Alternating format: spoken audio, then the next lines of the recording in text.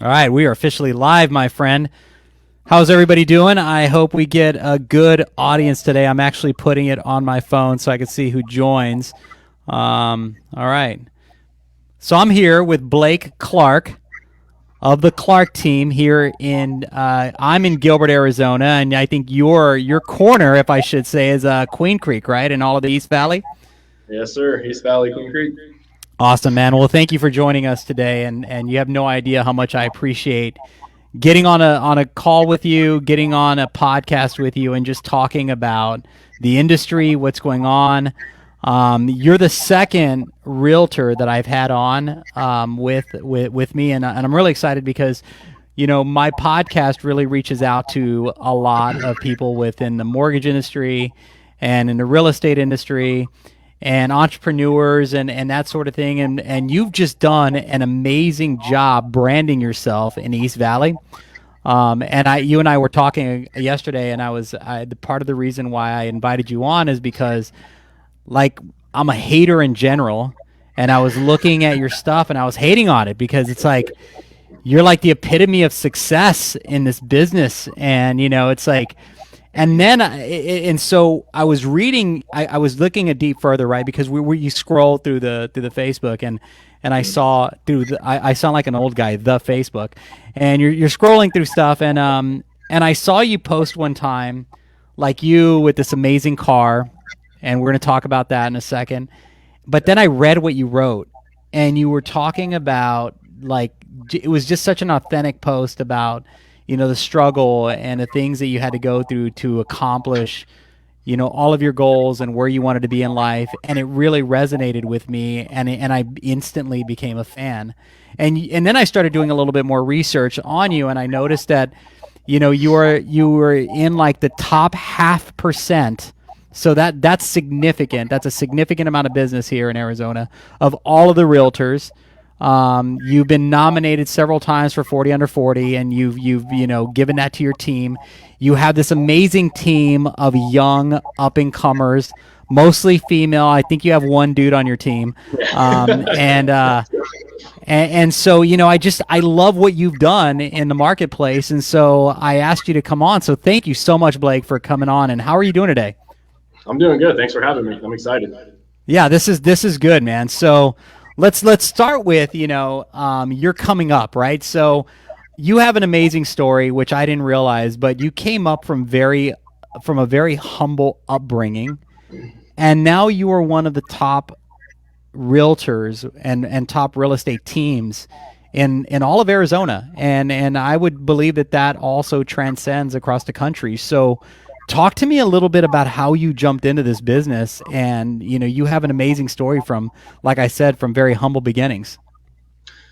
Yeah, no, I kind of hate to say it, but I fell into the business on accident. um, I honestly got into real estate just because, for me, I wanted to just, as I kind of journeyed into entrepreneurship and being self-employed, I wanted to have a place I like. And we'll kind of go over this, but I had lost a job that had the steady 401k and had all that, and kind of found myself at one point, being like, holy cow, what do I do with myself now? I don't have a retirement. I don't have anything. Yes. And started reading some books, and I'm like, man, it seems like all the wealthy people, one way or another, are related to real estate or have rental properties or something. Maybe I need to go that route.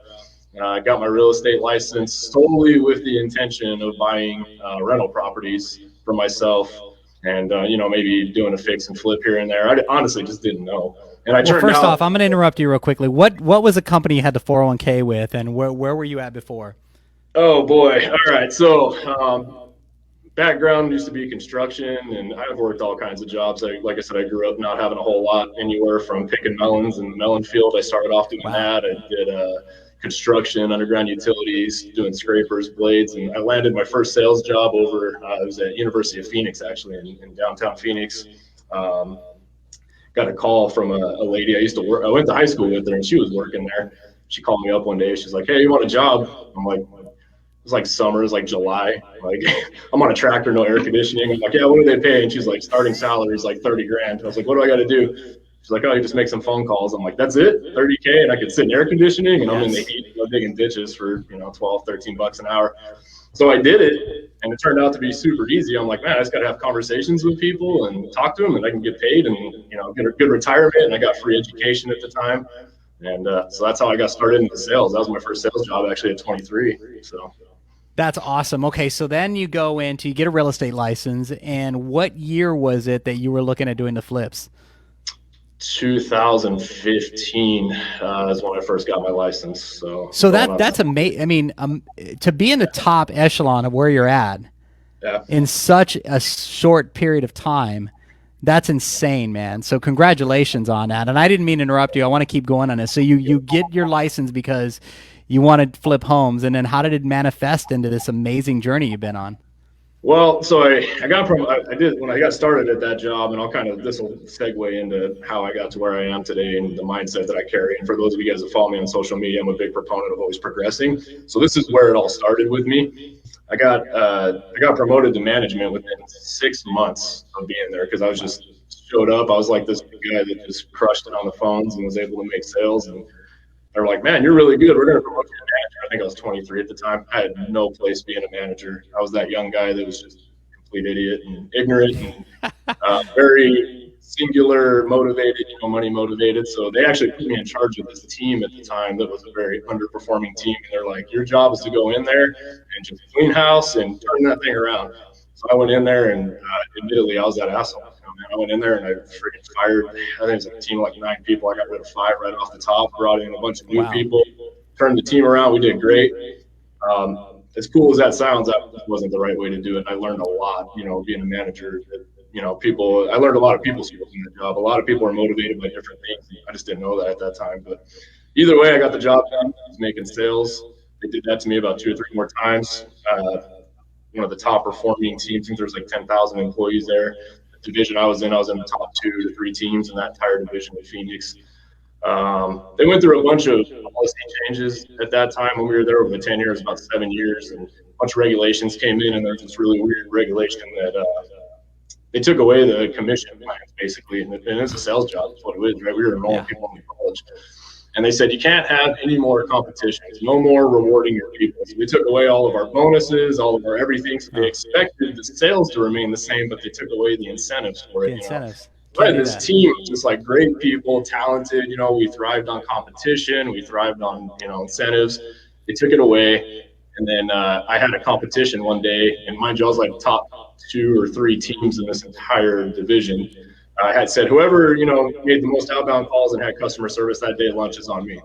They actually fired me for that day. Wow. They walked me out the door after, yeah. And that was a big ego blow to me, to be honest. I was super pissed because I'm like, man, I was putting in so much time and energy, and I was fully on the path of staying with that company and doing a good job. And then, I had 2 kids at the time, and then shortly after we found out we were having another.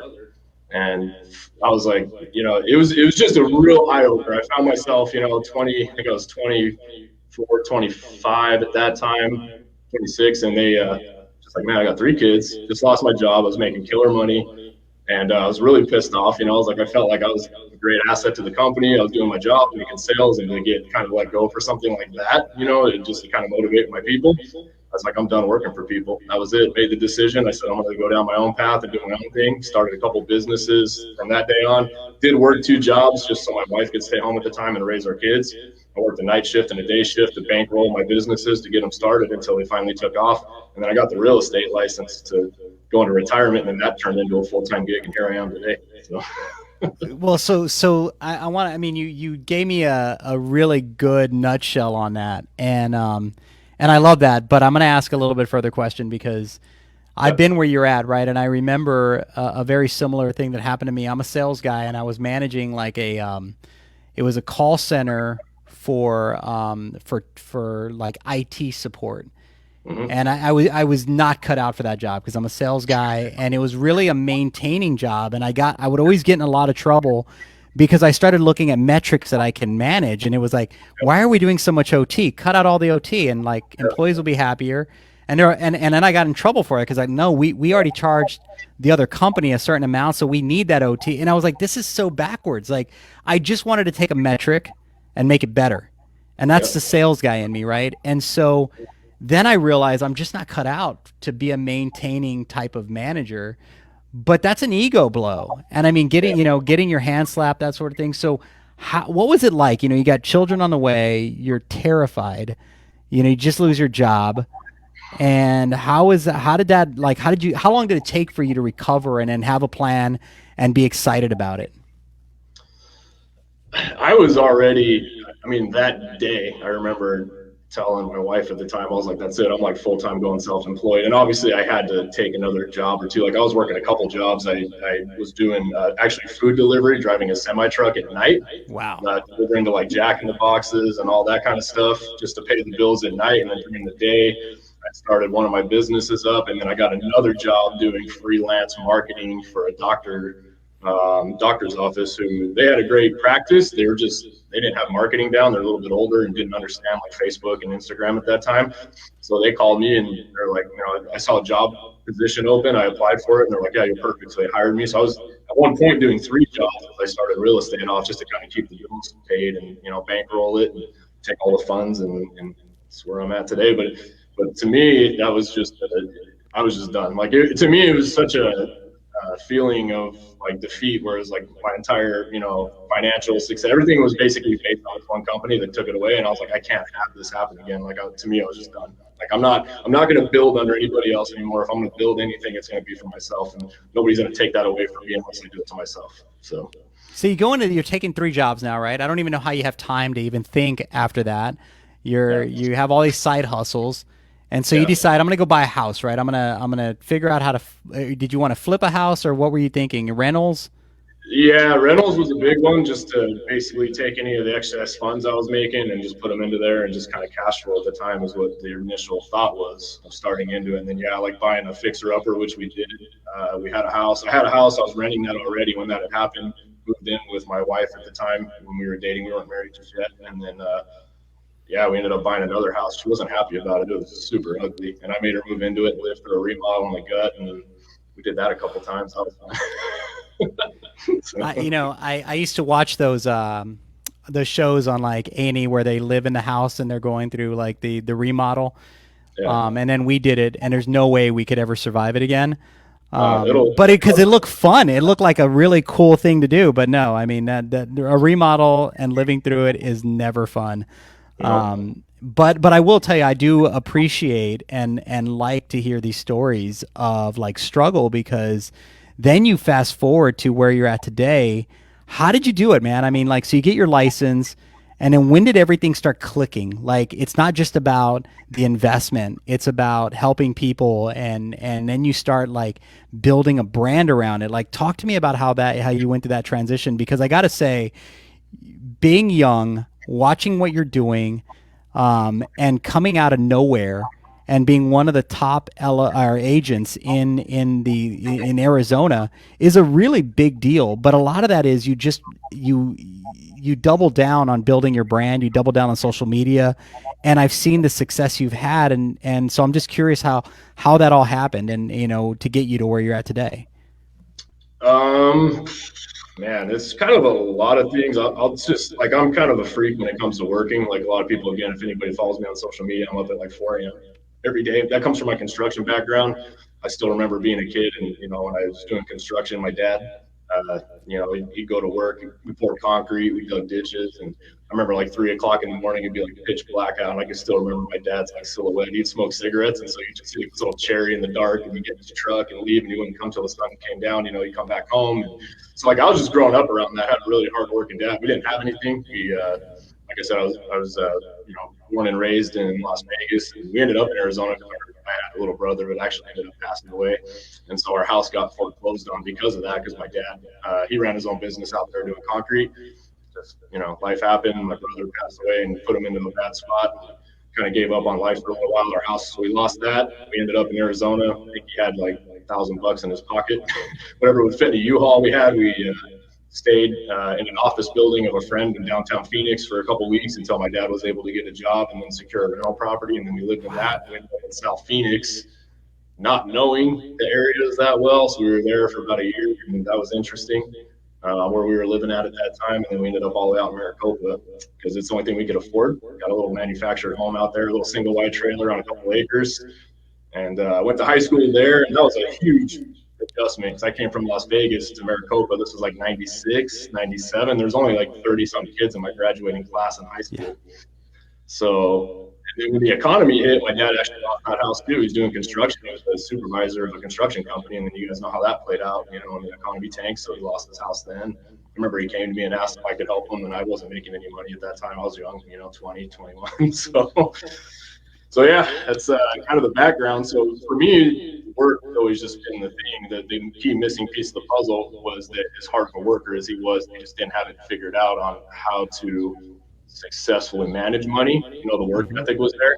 So for me, I had to really learn the money management side. It's like, okay, I got the work ethic side down. What am I missing on the knowledge side of it with investing and money and how to do this so I don't end up broke and working my butt off? But, you know, because we all know those people that work hard, you know, they work sun up to sun down just the same way I do. They just don't have the knowledge on how to put their money at play to do well and reinvest it and build a Yes. business.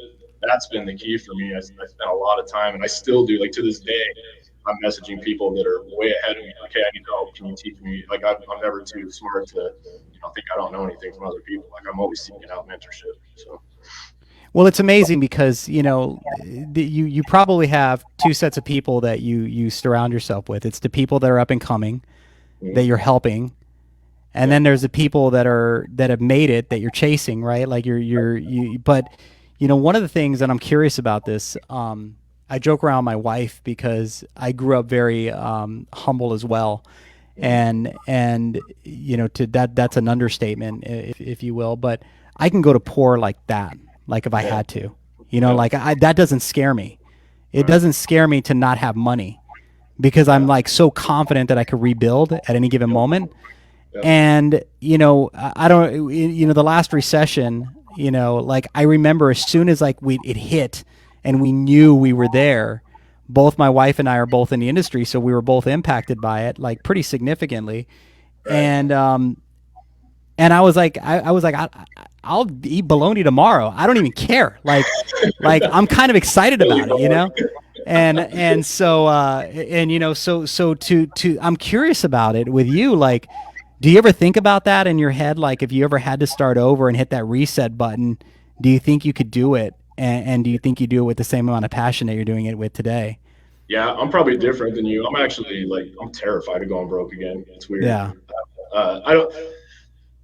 So that's like a two-part question. The answer is yes. If I had to start back at square one, I could do it. I'm confident enough in my ability to basically, you know, I know I got the work ethic, I got the intelligence. I'm hmm definitely a risk taker. I'm definitely one of those guys that's like an all in. Anybody that's around me, you know, I take a lot of risk. It doesn't scare me anymore.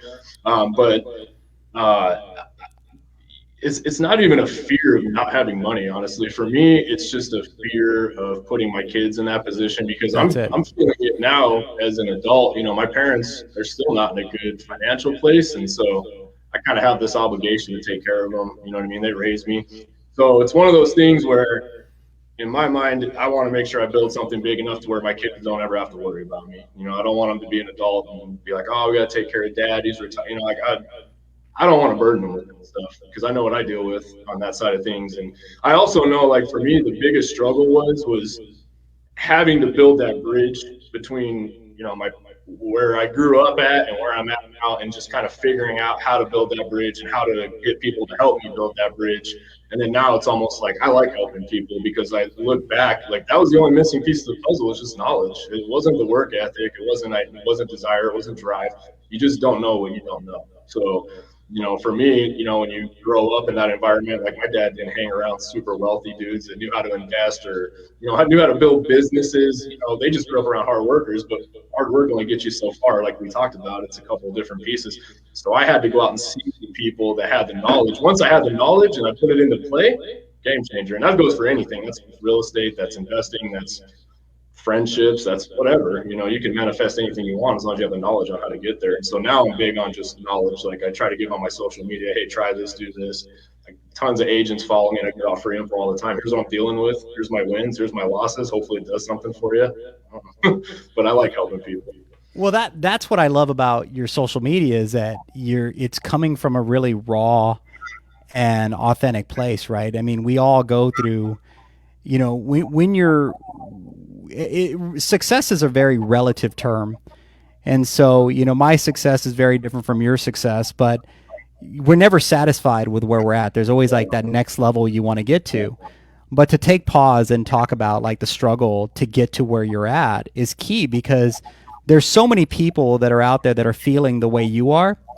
Mm. And if you can help them with some sort of anecdote to get out of that, their headspace that you let negative things come in, it's really key to be able to do that. And I've seen you do that on your social media. And for those of you that are listening or will hear this, Blake is on Instagram, and I think that's where you do a lot of your stories. I think that's where I get the real, like, your stories are legit. I think that's where you see the most authentic Blake. But what's your handle on Instagram? It's BlakeSellsAZ. So Blake_sells_AZ. So follow Blake, everybody who's checking out. I mean, and it's just an amazing, journey that he's documenting on the success that he's having, and also some of the things that have happened along the way that, you start to second guess. And so, Blake, I mean, it's such an amazing story that, growing up, you're having to move, you're living in trailers, you lose a brother, which, I didn't know that, and I'm sorry to hear that. And to think about what your dad was going through, and having to like just survive. Truly, how much of that do you think really changes who you are as an individual today, and the way that you approach work ethic? I mean, it definitely plays a massive part in who I am. I mean, I'll be honest. I don't. I just it's just an interesting perspective. You know what I mean? Like I said, I see the struggles that my parents went through. They still go through. You know what I mean? I got like so many friends, family. Like people that. My problem these days is I see a lot of potential in people. I think I see more potential in people, and I only know Yes. that because I know what I go through. Like for me, it's like, no, it's so easy. All Yes. you have to do is just work. But if you apply things, and I feel Yes. like a lot of people overcomplicate things in their head, and myself included, that's, like for the longest time, right? You look at these people and you're like, this dude, he's got something I don't have, right? And he's just smarter than me, or he's got more resources. And then you just tell yourself, shut the fuck up. You have this in your head. If you just try and you Yes. get out of your own head and you're like, there's just, and it's different for everybody. You have to reach that point in your life where you're like, I'm just tired of settling. You know what I mean? And to your point, you made a point, like, you're always searching for more.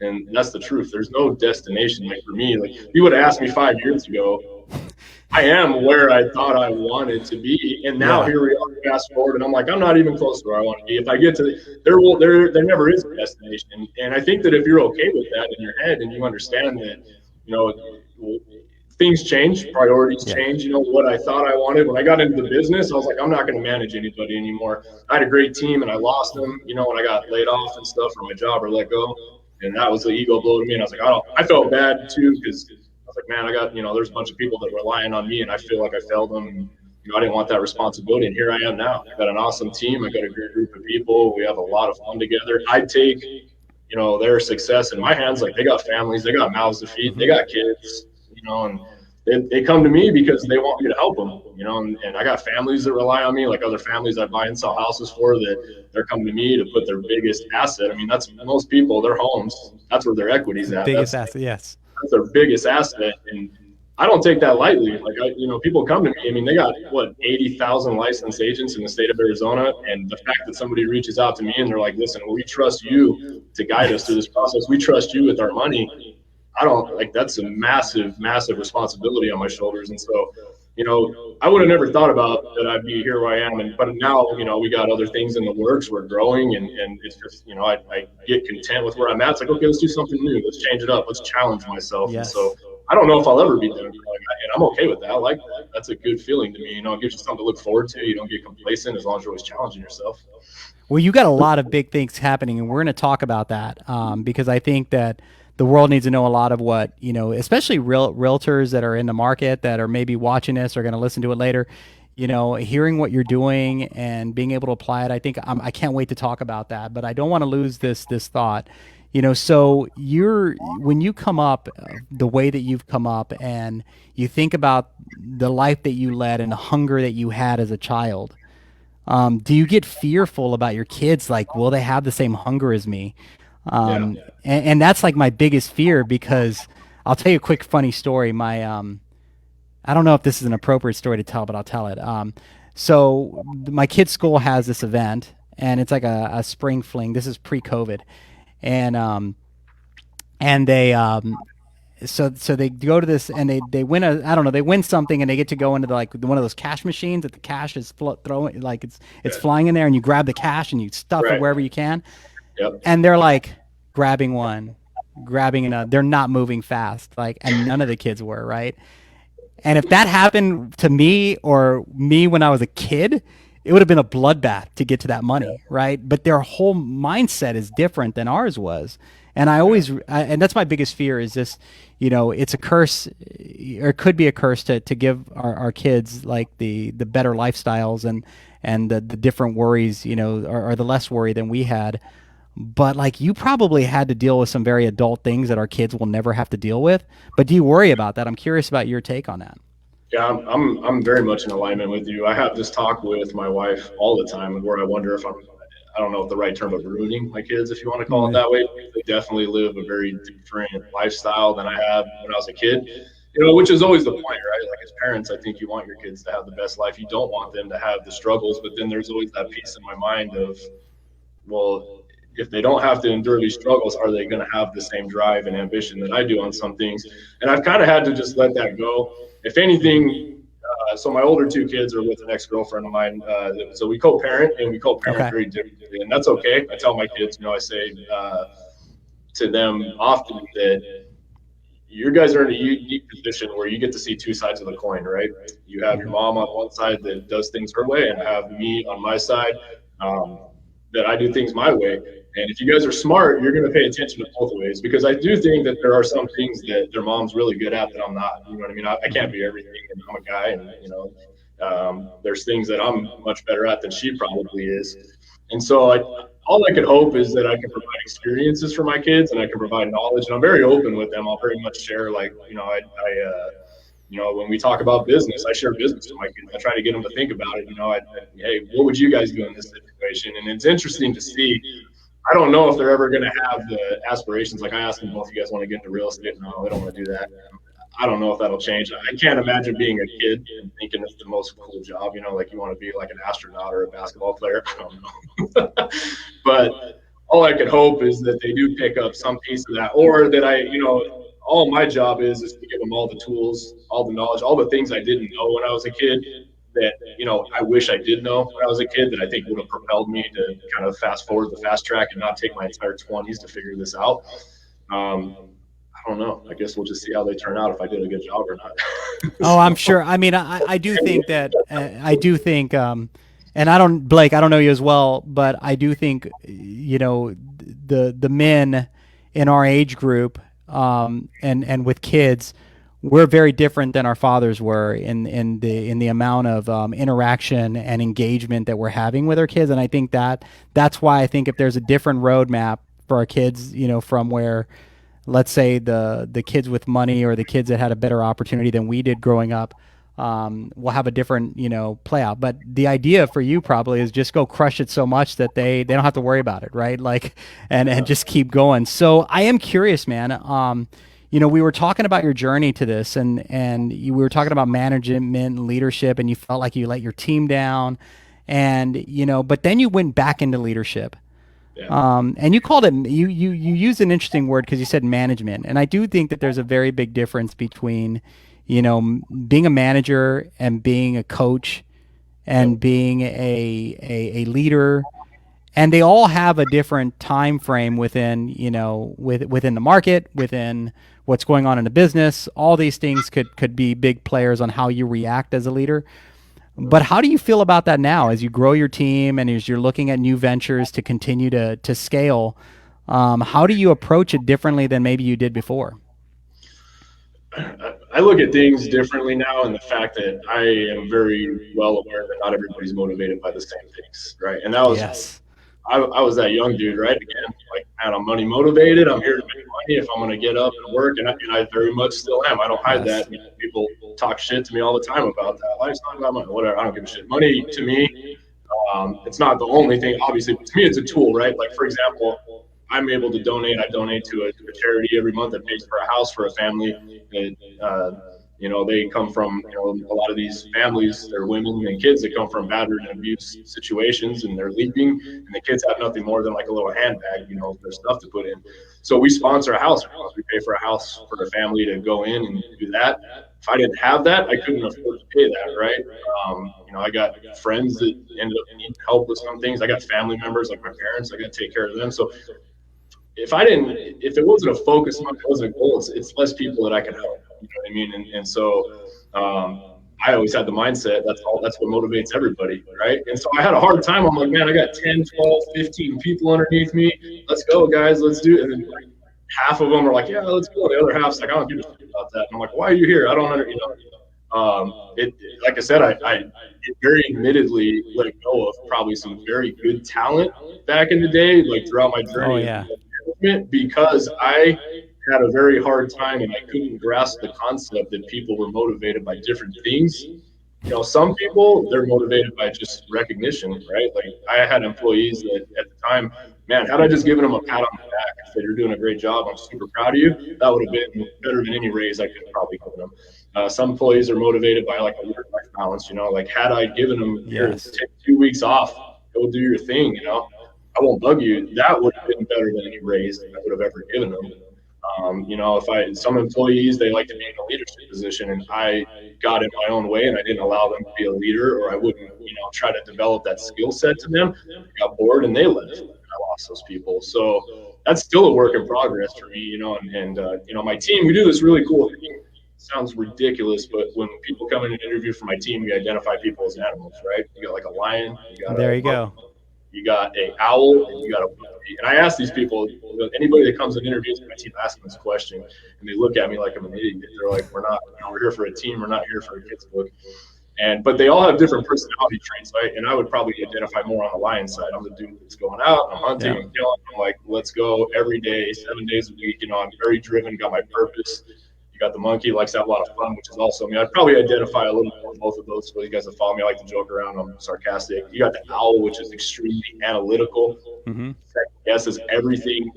Everything's calculated. If it's not 100%, they might not make a move.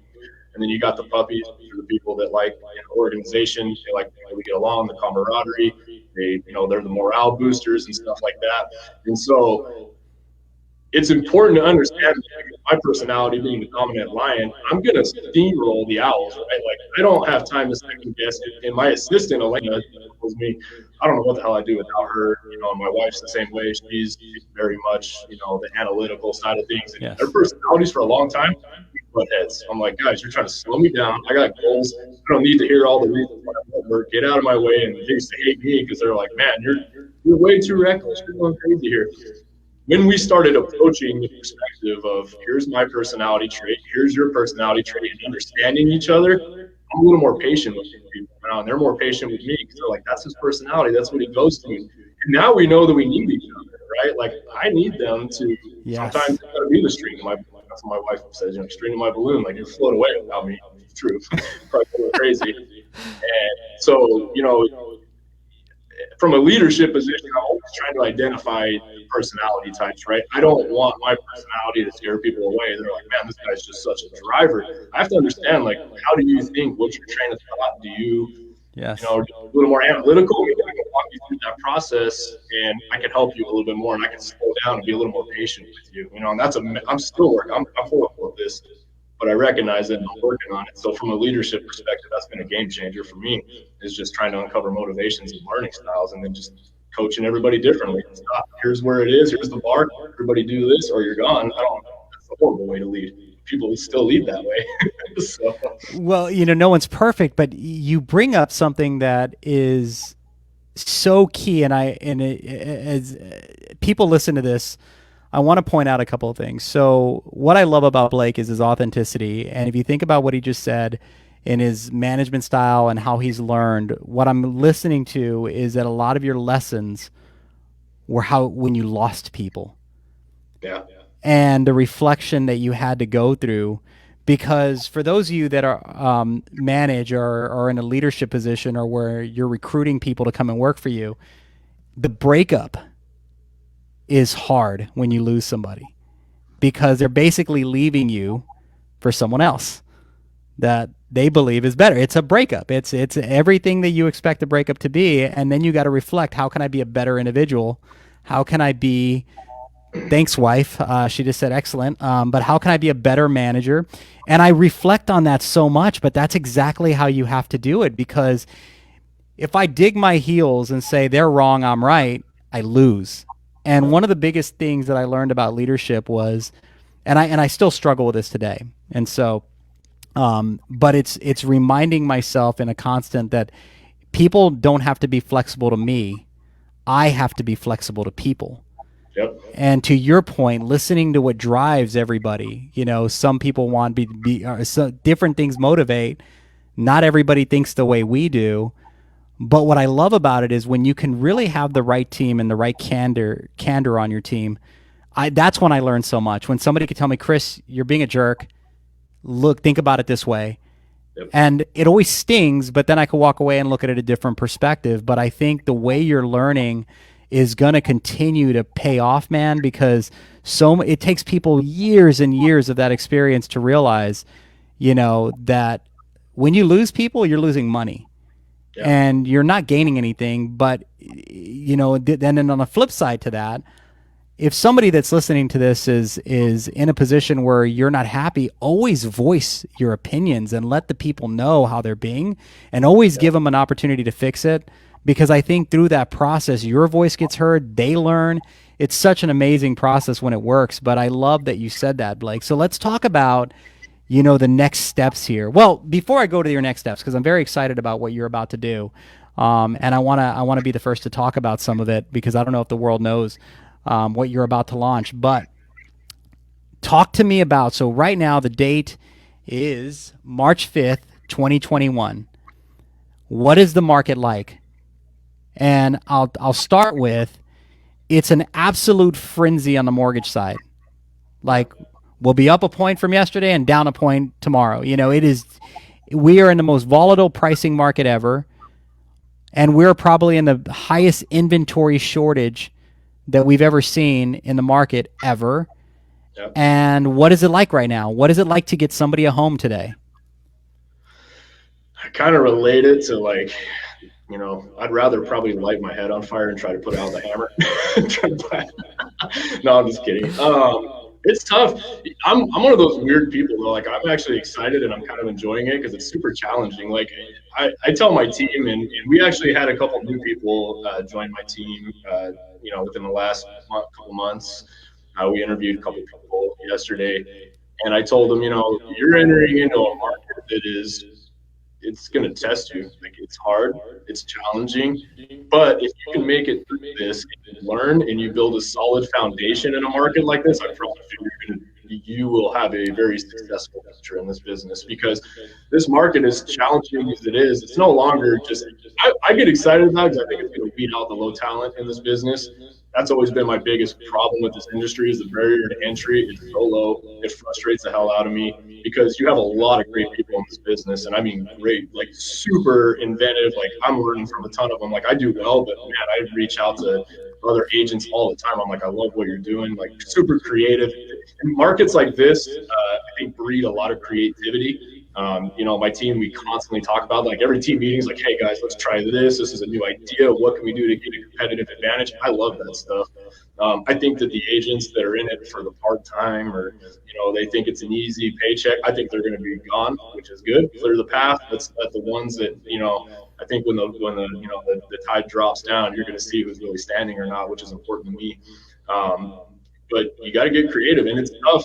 The hardest part about this market is when you got a buyer that just falls in love with houses and they just can't compete with some of the stuff that's out there. That, to me, is probably one of the most challenging things. And we take it personal, because we go into these things, these negotiations, and we build relationships, and we try to build relationships with the agents on the other side. And it's what's really cool about this market is I've been very purposeful in building good quality relationships. I don't see other agents as my competition. We obviously compete to have good fun with other agents. We joke with each other. I got great relationships with them.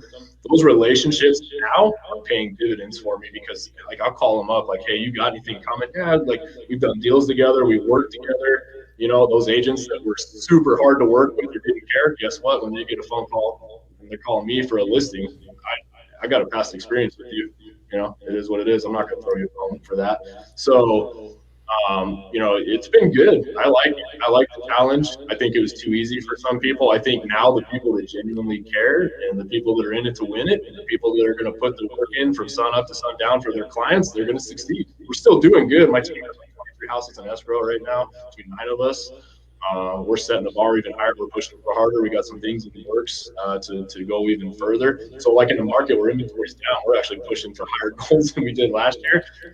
Keeps us moving. I enjoy it. So. Well, so that's the question, right? So like how the market right now, it's a limited inventory. Yep. Houses are selling higher than they are appraising. Yep. In a lot of cases, right? Because the market's willing to pay more because it's a frenzy. Yep. What are some tips that you can give realtors right now to that you're doing to help you get your contracts approved? Because you're going if you're going into a deal like that's in the 300s and the 200s or the 400s, you're dealing with cash buyers. Mm-hmm. You're dealing with you're dealing with 10 other people that are willing to pay over ask for that house in the market that we're in. What are you doing to remain successful, to have 23 deals that are in escrow right now? That's huge. How do you manage that? You got to solve problems for people. I mean, it's just everybody, you know, in the real estate process, they're all in different phases in life, right? Like some people are getting relocated out of state, so they got to sell their house. Money's obviously going to be a big part of that because they got to help fund the move and pay for the move. But maybe it's flexibility on, you know, closing. Maybe it's whatever. It could be a situation where somebody's family's passed away, unfortunately. Kids are in another state. They don't want to deal with the pain of coming and dealing with the sale, and you need to take more of a hands-on approach. And maybe that's the angle you take with them is, listen, I know you're going through pain. What do you guys need from me? You know, I'll handle everything for you guys. I'll take care of it with your best interest in mind on something like that. Maybe it's a situation where, you know, it's a divorce situation, and like you can't even get people in that house show it because one of the spouses is super upset about the house being sold. So now you got to go in there and get creative on what can I do to calm the situation. Now you're turning into a therapist for these guys, which I find at that table a lot. People look at me, I'm the divorce guy. I have a lot of divorce situations for some reason. But you know, you have to go in with empathy. That's the biggest thing with these people. I turn listing appointments away all the time. I mean, as crazy as that sounds, I get people who come to me and they're like, I want to sell my house. Why? For money. Okay, why? What do you want to do? You just want money? Well, we want to do this. It doesn't make sense for you guys. I'm going to advise that you don't have to sell your house right now because you got to do what's right for these people. And I think that, you know, in markets like this where so many people, they're just like, oh, let's just sell your house, let's get it gone.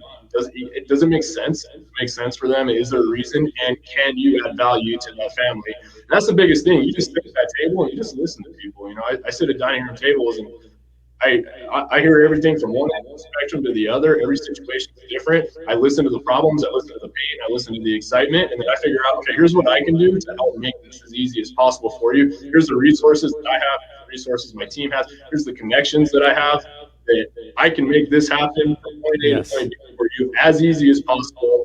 We'll make it work one way or the other. And if I can't help you, I'm going to tell you I can't help you, and I'm going to refer you to somebody that can.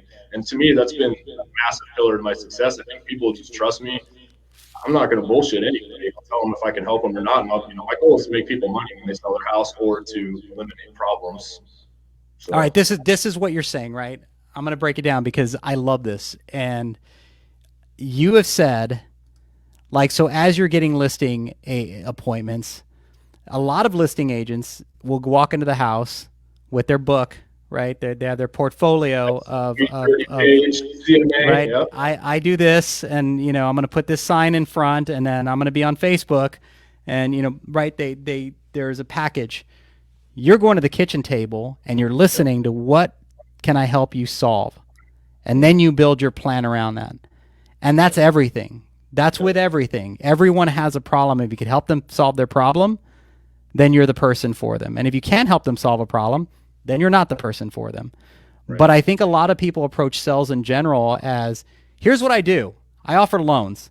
Who wants a loan? Yeah. But it's more than that. And a lot of times it's deeper than that. Yeah. So does everyone else.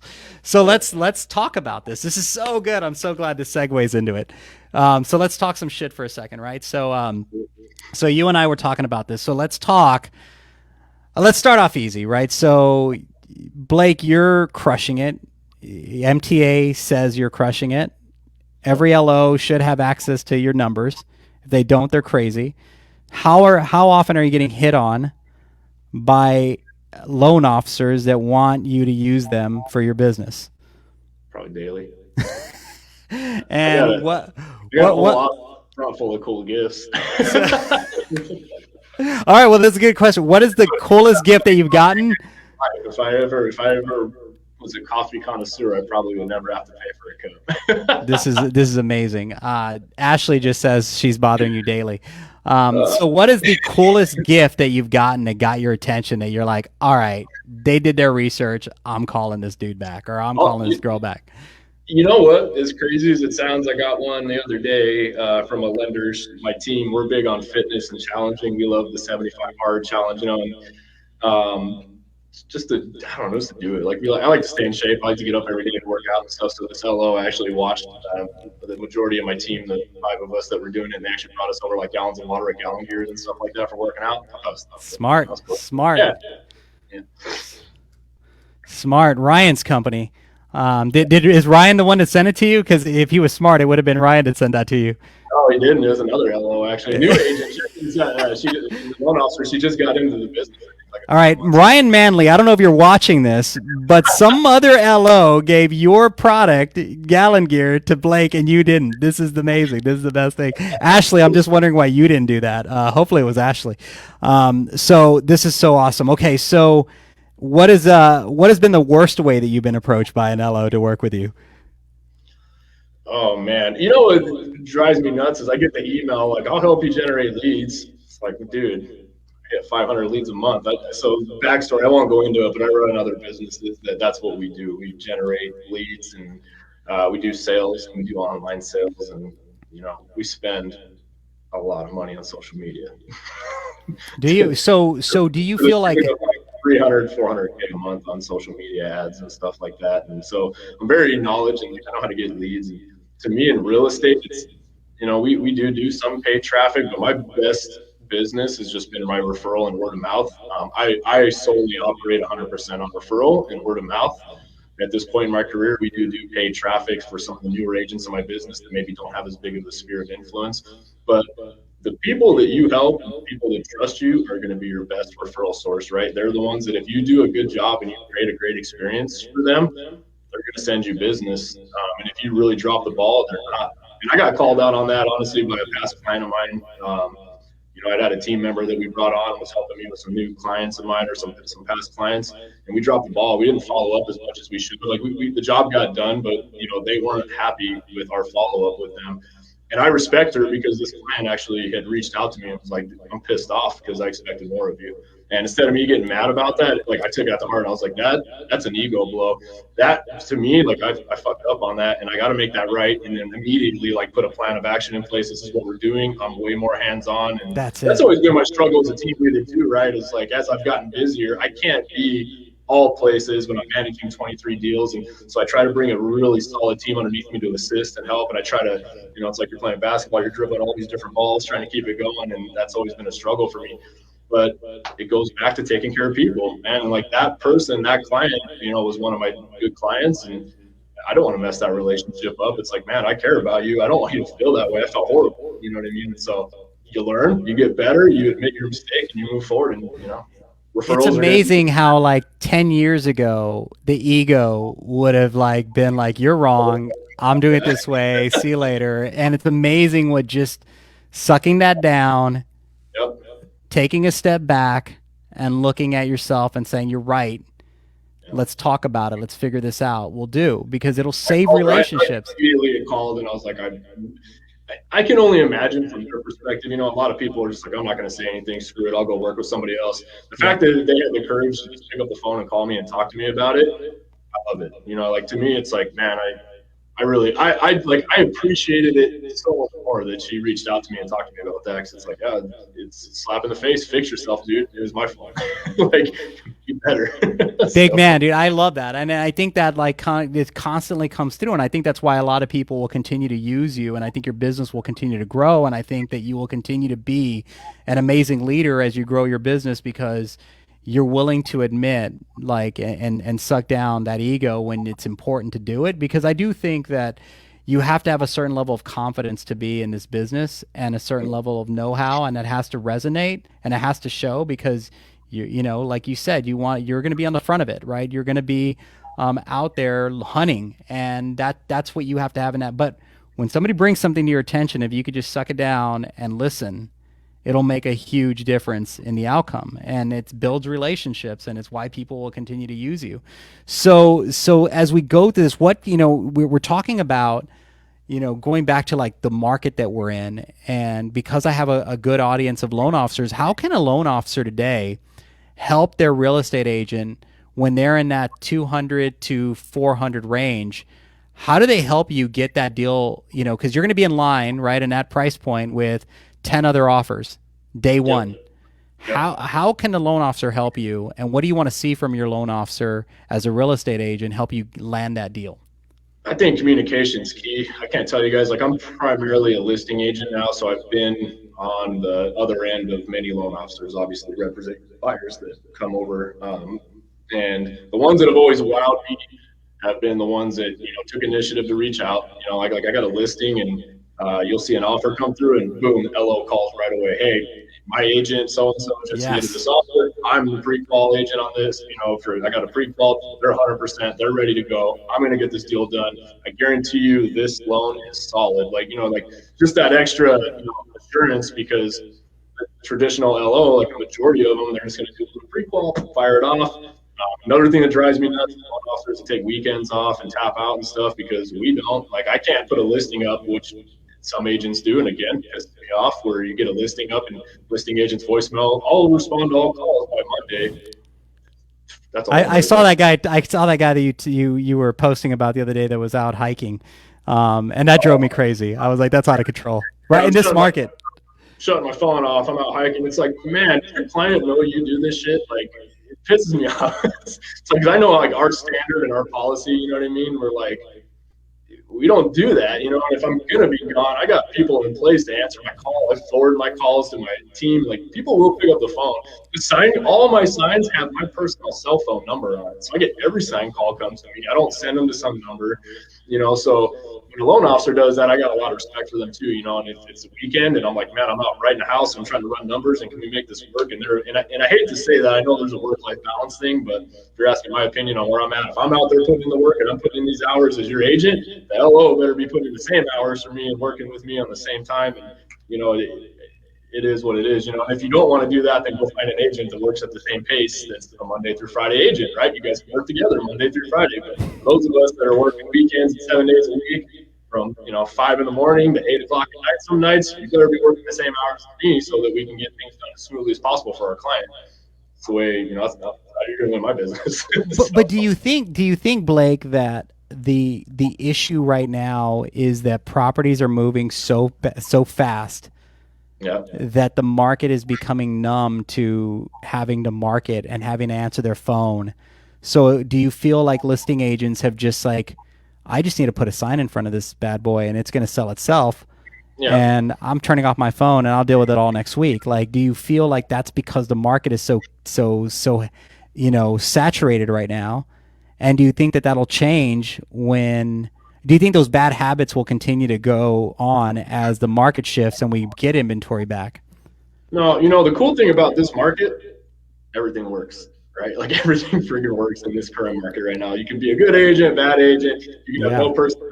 You can probably communicate with a pager and some form of success, I'm sure. Yeah. But to answer, yeah, I mean, exactly what you said. When this market shifts, you know, and I guarantee you, I would bet that the ones that are still even in this market, putting in the work, taking the calls, like I Yes. filled in 136 phone calls last week, and we put 4 listings up on the market. I took every call, every Love it. call I had. Couldn't get it. I returned the calls. I returned the emails. I followed up with the agents. You know, it's the right thing to do. My phone was off the hook. I was ready to pull my hair out. My assistant was like, "Holy crap! Like, you need a weekend off." My wife was probably ready to throw me out of the house because I'm just super frustrated. Like, we're sitting there, my phone sounds like a Las Vegas slot machine that's going all day. But I take calls because you never know. There could be a really good offer in there. There could be, you know, it's just It could be the neighbor wanting to sell their house. yeah, like what service are you you doing to your seller by just putting a sign up? You're no value to them at that point. You're just not.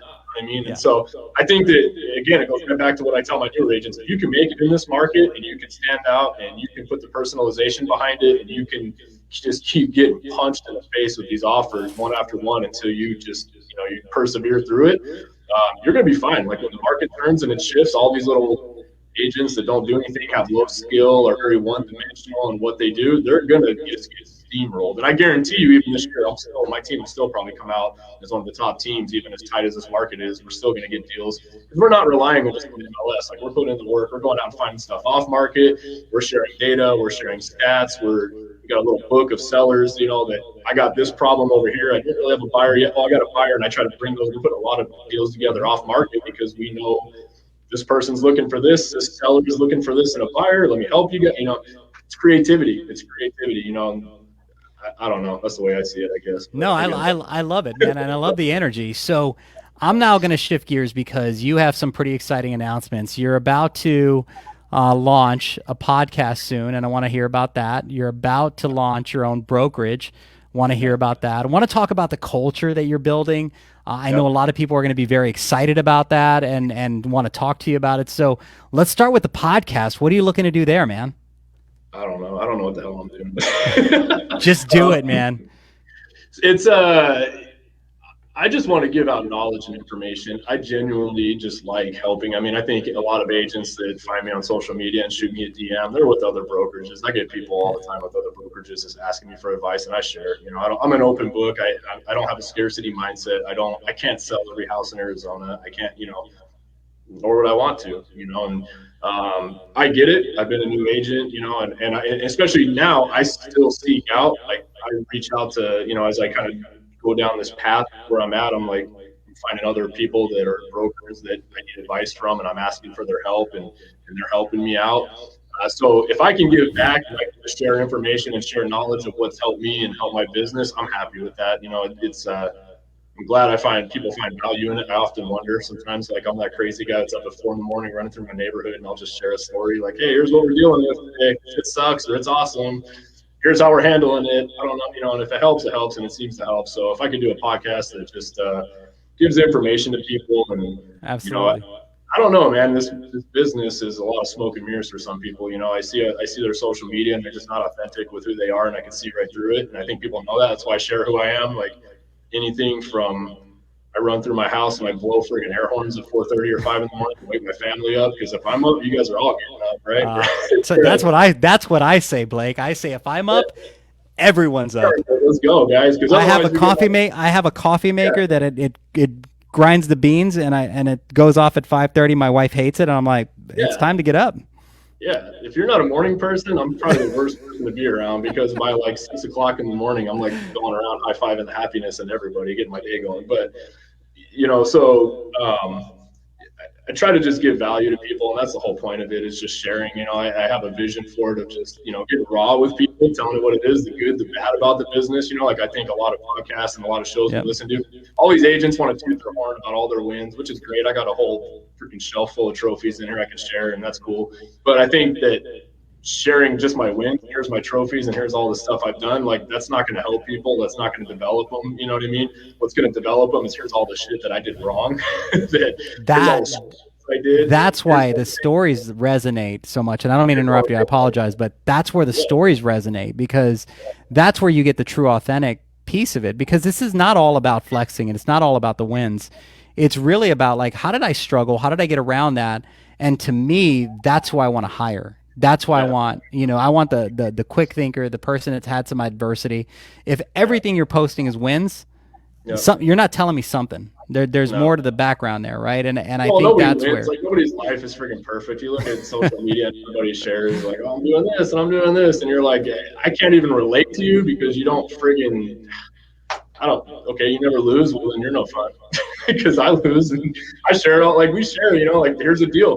Hey, guess what? We just closed one I shared, it was an IRS lien on it. It was a freaking nightmare. We were working with both sides, the buyer and the seller. We're trying to solve problems. We're on the phone with the IRS every day, like, release this freaking lien. We're trying to pay you guys $100,000, and I'm sharing my frustration with everybody. like it's not all wins. The reality of it is you're dealing with complex situations with people's lives. You know what I mean? And so, building a team, I struggled with that. I didn't know what the hell I was doing. I never Yeah. ran a really big team before. I just needed help, and I hired somebody. And I went to one of my buddies, Templeton. I was like, "Hey, dude, can you show me how to start a team? Can you help me?" Ironically, he's like scaling his team back, and I've been growing it. And and now I'm getting ready to start my own brokerage down the road. And I'm reaching out to brokers. I'm like, can you give me advice? Can you help me? I don't know what I'm doing. You know what I mean? And will I fail? Maybe. I don't know, but I'll learn. I'm confident enough to learn from my mistakes and get it going. And so if that can help other people, great. I want to share it. Well, so what's your timeline on that? Like, I know that there's probably, licensing and some stuff that has to happen, but what are you looking at time wise? I got my broker's license. We passed that. We're just waiting on the legalities, just ADRE to approve names and get that going. So, COVID seems to have slowed all that stuff down. So it's just a waiting game kind of out of my hands. And I don't know. I'm excited. Well, I follow your team, and I think that one of the things I love about your team is that you got this young group that looks like they're all up and comers. They're all on social media. And I love to see. I just love watching that. Right. I like to see people that are using the platform for business. And so, what are you trying to create as you build? What kind of culture do you want to build? I mean, are you looking for a certain type of individual? So, if I'm listening to this and I'm like, I like this guy. He seems like a really good leader. What do I need to know before I reach out to you to see if I want to work with you? Well, I'm not ready yet, so nobody reach out to me yet. I can't. You saying that just made 5 people want to call you. I know, man. We're not up and running. We're not there. So with that being said, I have this. The only problem I have is that I see a lot of brokerages, and not all of them. Like I said, I think there's some brokerages that do an excellent job at this, identifying what their culture is and just sticking true to that and not having massive growth in mind of like, this is how big we have to be, right? We have to, because again, it goes back to like, this is why my team has always stayed what it is at 9 or 10 people. You've never seen me on social media putting a post out. We're recruiting team members. Every single person that's on my team has personally reached out to me and asked to be a part of it, and if I was bringing anybody in. And then with my team, they come in, I'll do an initial phone interview just to see if, at least the minimum skills are there, that I can see some potential that I can help. Because if I can't help you, you're not coming on my team. I don't need you. I don't need the paycheck. I don't need a crap ton of agents underneath me. You're not going to do me any favors by coming underneath me unless you can teach me something too. Because, my time is valuable. I'm going to spend a lot of time with you. Anybody that follows me, I meet with my team twice a week. We sit in a room for 2 hours and we just coach and we just learn. And like, I got employees out on town right now, on vacation with their families, and I'm running their showings for them. I'm doing their listings for them. I'm taking time out of my day to help these guys out. We all win. And so, I've always had this culture built on, I want people there that want to be there. I don't need you there, in a way. Like, you're there because you want help in your business, and you come to me because you want to grow. And that's why you're here. Mm-hmm. With that being said, I can't help everybody. Your personality may not be mixed with my team. So the way it works is I'll do the initial phone interview. And if I see potential there and I see the core foundation of somebody that I think I can help, then they actually come in and they meet with my team, and my team interviews them, and my team has the final say. I don't have a say in it. I don't make a vote. They come in and interview my team interviews them. And if my team says, you're not a good fit for our culture, we don't think you're going to fit, then it's a no. And if my team says we're willing to take a shot on you, then it's a yes. And that's who's on my team today. And we've learned a lot. We brought people in the past in the team that sold us the moon. I'm going to be an agent. I got a full-time job. I'm going to try. And we poured into these people, and they didn't do shit. And we have people that have wanted to come to our team that were on other teams that, came to me. I need help. My other team, it's 50, 60 people, and I'm not getting the support. I'm not getting the help. I'm not getting anything. And can you help me? And they come to my team, and I take hours out of my weeks to help these people, and I pour into them. And then before you know it, they're a producer, and then they bounce, right? They leave. And you're like, man, I spent a shit ton of time helping. That's the one that hurts. That's the kick in the gut. That's the kick in the gut.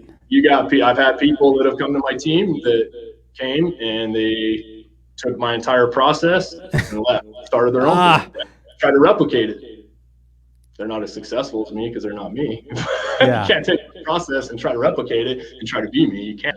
What works for me won't work for everybody. Everybody's got to find their own way on that, but it's what we learn, right? Like, it's funny because my team, as we go through this progression, now we interview people. Yeah, we've seen that before. That's a no. Yeah, we've seen that. It's interesting how that works. You start to recognize like these behavioral things that certain individuals have, right? And then you just know somebody's going to crush it or they're just going to fit in. And I love that you're giving your team that ability to be a part of it, because what happens when you do that is their investment into the time as well to help them skyrockets, because now they feel like they were a part of the decision. They want them to do well, right? Because we said yes, let's try to help them. So are you doing 70? So are you doing 75 hard? Yeah. Are you doing it now? Yeah, I started it. I've done it 3. This is my 3rd time doing it. Your 3rd time, okay. So I'm on it right now too. So this is a really good conversation.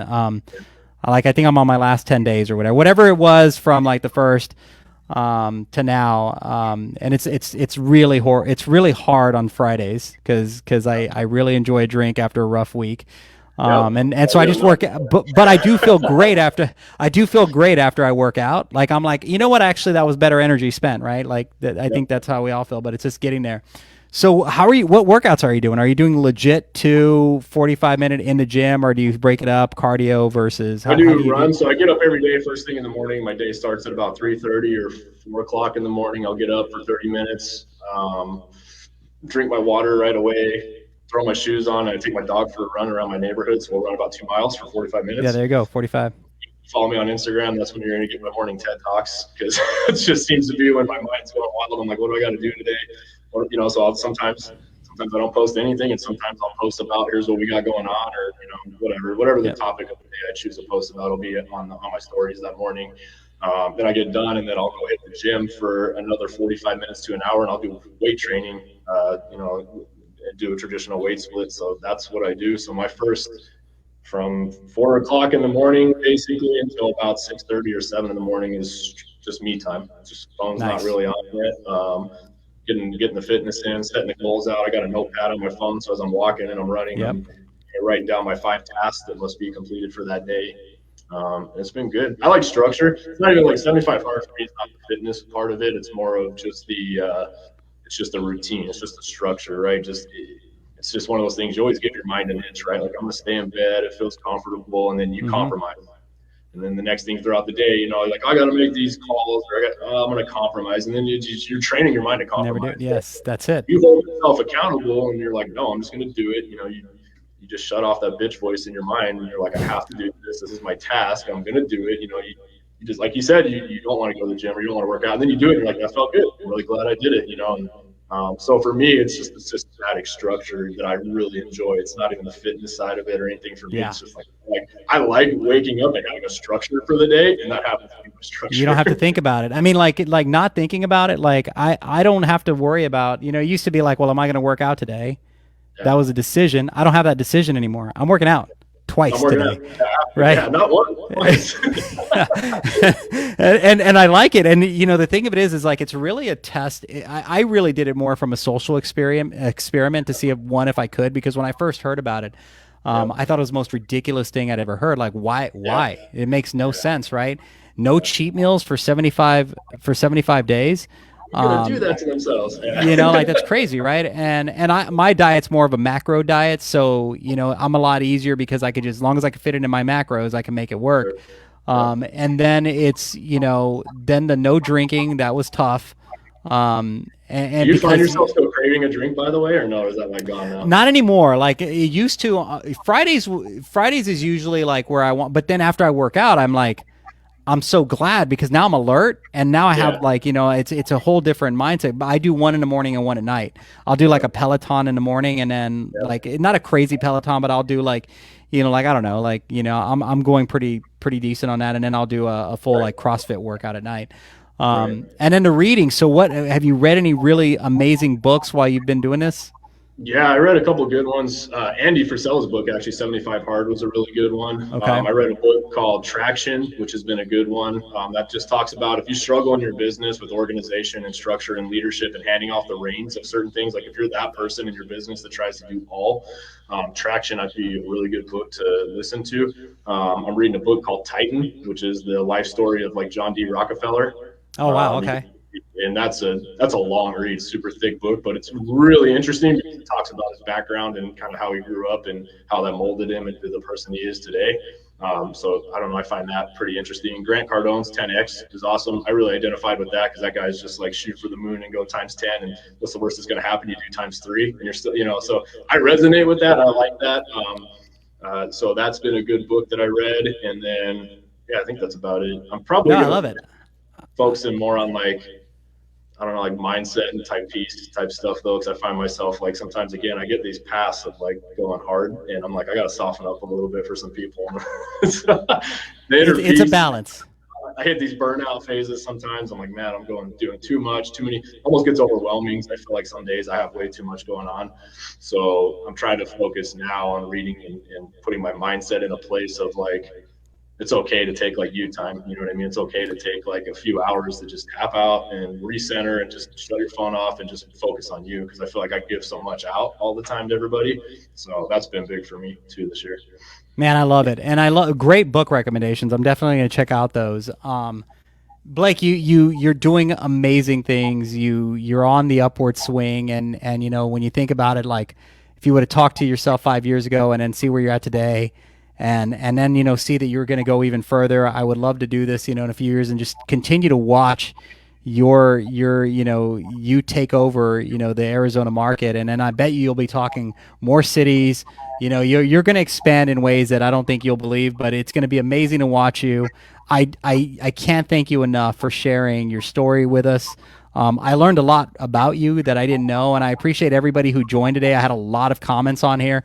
But thanks, man. I really do appreciate you taking the time today and jumping on with me. Yeah, no worries, man. I really appreciate you guys having me. It's been a good time. Well, Blake, have a great day, man. We'll be talking to you soon, dude. You too, man. Take it Have a easy. good one, everyone.